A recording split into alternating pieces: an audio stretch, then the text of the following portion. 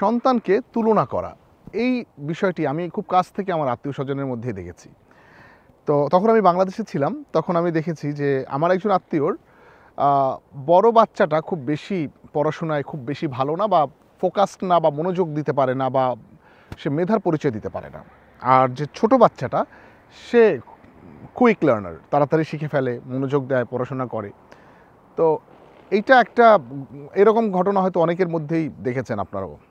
তো আমার সেই আত্মীয় যেটা করে, সে র্যান্ডমলি বড় বাচ্চাটাকে তিরস্কার করে এবং তুলনা করে সবসময় সে বুঝায় যে তার বাচ্চা আসলে ছোটটাই ভালো, ছোটটাই বেস্ট, ছোটটাই মেধাবী, বড়টা ভালো না।